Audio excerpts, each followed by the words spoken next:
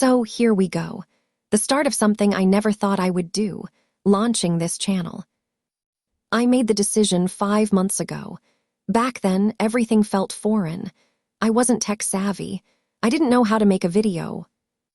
What's a thumbnail? What tools do you even need to begin? And just like that, the questions piled up. Fear turned into an excuse. I kept telling myself, I need more time. I need more skills. I need more certainty. But the truth is, the only thing I really needed was to begin. If you're watching this and feeling stuck, here's what I've learned. Fear doesn't vanish on its own. You have to move through it. And to do that, your desire to take the first step has to be stronger than the fear holding you back. Desire gets you started. It's the spark, but it's not enough on its own. What really keeps you going is having a strong motive. Whether it's personal growth, helping others, or creating change, that deeper reason can give you the push you need to leave your comfort zone and take action. So why do we hesitate to go after things we know will help us? Starting a business, meeting new people, learning a new skill, these are all good things. So what holds us back? What tends to happen is this. We worry we might fail. And in our minds, failure feels heavier than the joy of success.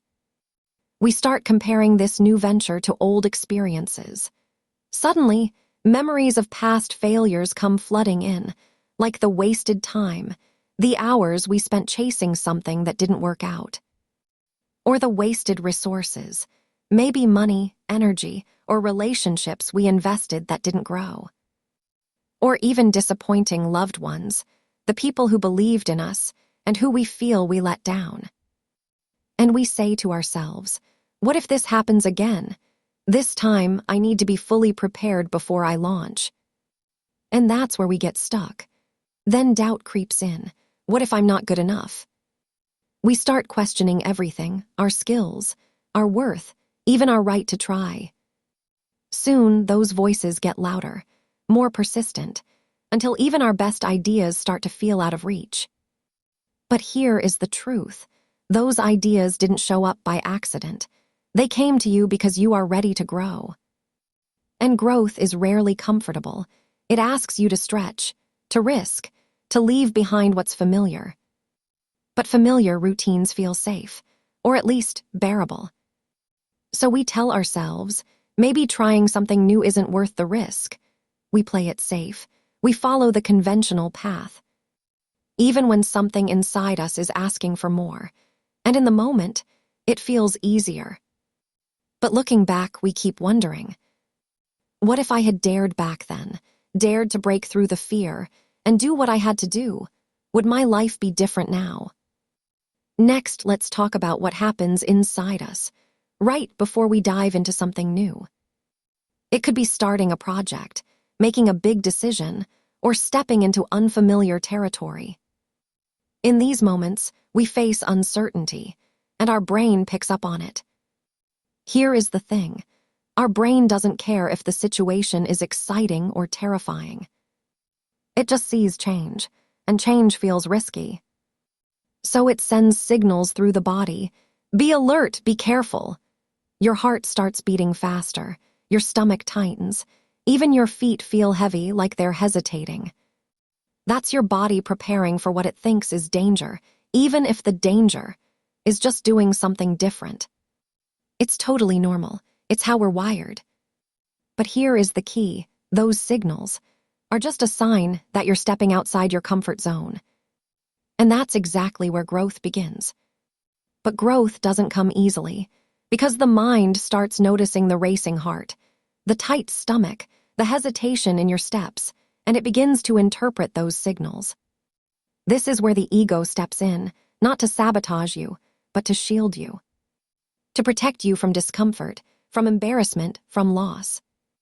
So it spins a narration in your head, when you often mistake for your own thoughts. It says things like, are you sure about this? What if you fail? Maybe now's not the right time. But it's not actually reacting to the situation. It's reacting to the body's tension. The body feels stress. The ego assumes danger. So it builds stories, stories meant to protect you, but also stories that keep you small.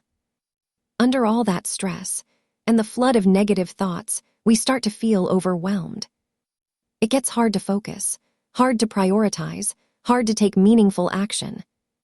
So we start searching for short-term comfort, scrolling through our phones, grabbing a snack, chatting online.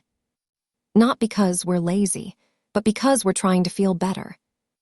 Those small actions give us a quick hit of relief, a little burst of feel-good chemicals, and for a moment, the tension fades, but the thing we were supposed to do, it's still sitting there, unfinished. And the longer we avoid it, the heavier it feels. In short, here's how it goes. Uncertainty arrives, emotions rise, narration starts, and suddenly the task feels impossible. We get overwhelmed, and to protect ourselves, we avoid it. That gives us short-term relief, but long-term guilt. And just like that, we're back where we started. But here's the good news. Once you recognize the pattern, you can interrupt it. You just need a few practical tools to shift momentum. What worked best for me was this. I divided my day into 3 sections: productive work, body nourishment, and entertainment. The first block was for focused work. I tackled the most difficult tasks when my mind was still fresh and rejuvenated. During work time, I would watch a few videos to learn something useful. But I made a conscious effort not to click on anything unrelated that could derail my focus. The second was for movement, meals, and rest, anything that recharged me physically and mentally. And the third, entertainment, music, or learning something new and exciting. This rhythm helped me avoid burnout. Of course, what works for one person doesn't always work for everyone. So let's briefly explore a few other techniques I've come across, tools that might resonate with you, depending on your personality and lifestyle. Set a goal that feels lofty, bold, even unachievable. Something that stretches your limits and sparks your creativity. Not because you expect to reach it tomorrow, but because aiming high shifts your identity. It invites you to grow into the kind of person who could achieve something extraordinary.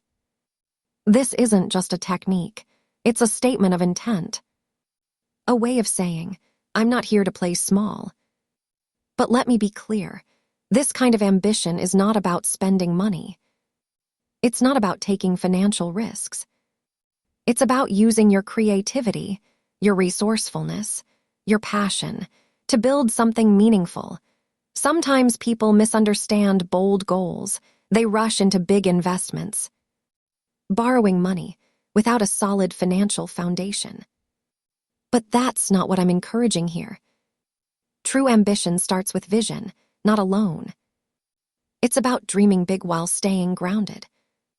These goals don't require wealth. They require vision, persistence, commitment, and the best part, every step you take toward them becomes part of the story you're proud to tell. Here are just a few examples. Become the best in your field, not just skilled, but recognized as a leader, an innovator, a master of your craft. Write a book that lands on the New York Times bestseller list and stays there for weeks. A story that resonates with thousands, maybe even millions. Launch a movement, a foundation, an initiative that transforms lives. Building schools, funding clean water projects, mentoring the next generation. Once you've set your big goal, break it down into milestones. Then divide each milestone into small, specific steps, actions you can take in days or within weeks. This is how a dream becomes a plan. When you follow a plan with many steps, missing one doesn't feel like the end of the world. You bounce back, and you're still on track. Because you're not defined by a single misstep. You're defined by your ability to keep moving forward. So you stay committed and trust that momentum will return. And if, for some reason, you don't reach the final destination, remember, You knew from the beginning it was ambitious, but you still gave it your all. So what's left isn't bitterness. It's not guilt.